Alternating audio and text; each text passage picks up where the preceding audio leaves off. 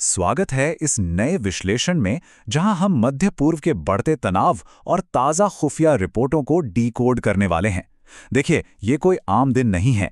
दशकों पुराने इस संघर्ष में कुछ ऐसे अभूतपूर्व बदलाव आ रहे हैं जिनका सीधा असर ग्लोबल सिक्योरिटी पर पड़ सकता है।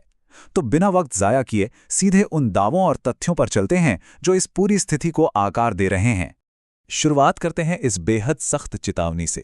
इस्लामिक रेवोल्यूशनरी गार्ड कॉर्प्स यानी आईआरजीसी ने साफ कह दिया है कि उनके टारगेट बैंक पूरी तरह से अपडेट हो चुके हैं। इसका सीधा सा मतलब यह है कि अब बात सिर्फ हवाई धमकियों की नहीं है, उन्होंने खास ठिकानों के कोऑर्डिनेट्स लॉक कर लिए हैं। ये कोई डिफेंसिव कदम नहीं है, बल्कि अमेरिका और इजराइल के साथ किसी भी भावी टकराव के लिए एक बेहद आक्रामक तैयारी का इशारा है। इस पूरी उलझी हुई जियोपॉलिटिकल स्थिति को समझने के लिए हम इन 5 अहम हिस्सों पर नजर डालेंगे। चेतावनियों का नया दौर, खुफिया हथियार, मिसाइल शहरों के अंदर की दुनिया, पर्दे के पीछे की कूटनीति और आखिर में एक ग्लोबल फ्लैश पॉइंट। तो चलिए एक एक करके इन्हें समझते हैं। पहला बिंदु है चेतावनियों की नई लहर और बंद होते एयर स्पेस।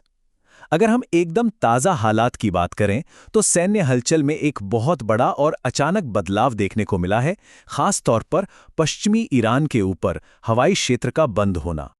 इस कदम का ज़मीनी असर देखिए। एविएशन नेटवर्क्स ने एक नोटैम यानी नोटिस टू एयर मिशन जारी कर दिया।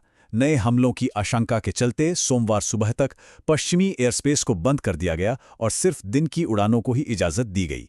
अब ये कोई रूटीन एडमिनिस्ट्रेटिव काम तो है नहीं, ये एक बहुत ही स्पष्ट और सीधा संकेत है कि जमीन से लेकर आसमान तक तनाव अपने चरम पर पहुंच चुका है।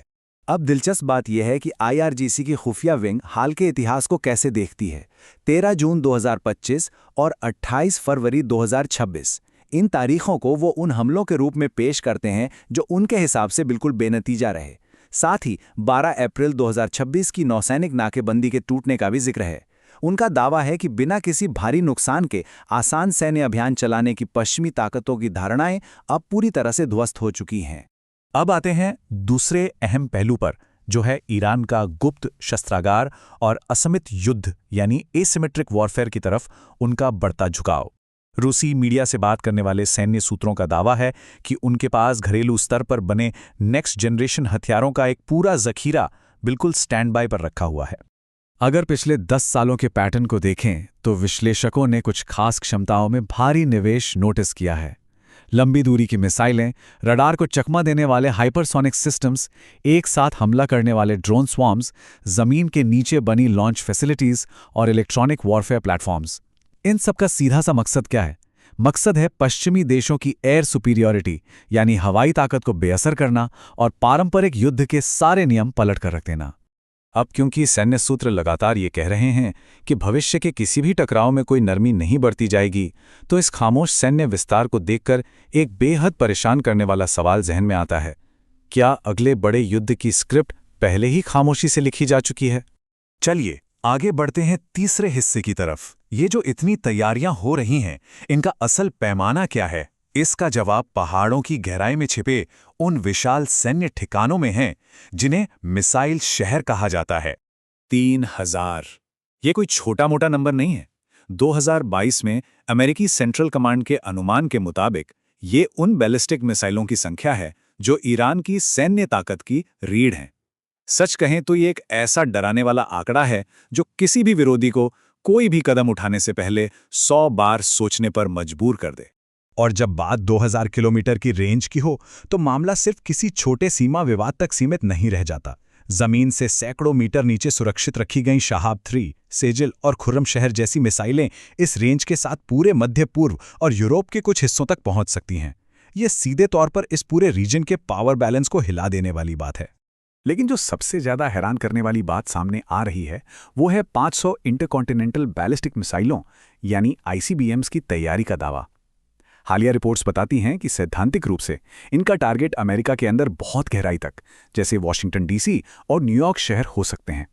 अगर ये बात सच है तो ये एक बहुत बड़ा और बेहद आक्रामक रणनीतिक बदलाव है। हमारा चौथा पॉइंट है पर्दे के पीछे चलने वाली कूटनीति। दिलचस्प बात यह है कि एक तरफ तो मिसाइलों का जखीरा तैयार हो रहा है और दूसरी तरफ पूरे मध्य पूर्व में चुपचाप कूटनीतिक बातचीत का एक गहन दौर भी चल रहा है। यहाँ एक कमाल का कॉन्ट्रास्ट देखने को मिलता है।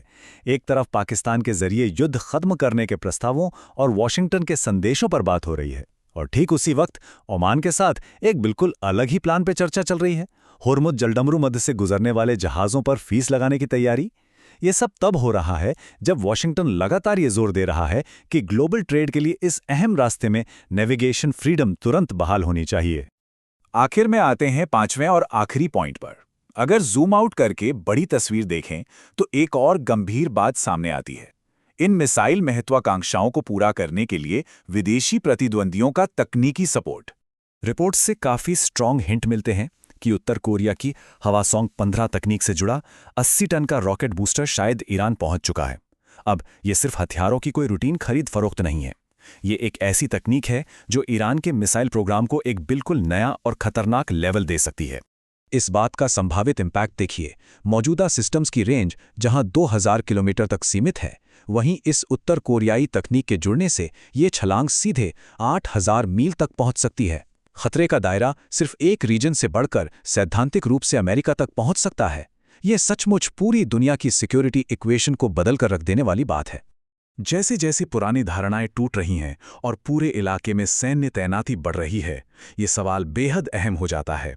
अगर कूटनीति पूरी तरह फेल हो जाती है और सभी तरफ से सैन्य धमकियां इसी तरह बढ़ती रहती हैं, तो क्या इस टकराव का अगला फेज सच में ग्लोबल स्केल का हो जाएगा? सोचने वाली बात है ना? खैर, इस विश्लेषण में हमारे साथ जुड़ने के लिए बहुत बहुत शुक्रिया। इन तथ्यों और इनके असर पर गौर कीजिएगा। हम मिलेंगे हमारी अगली चर्चा में।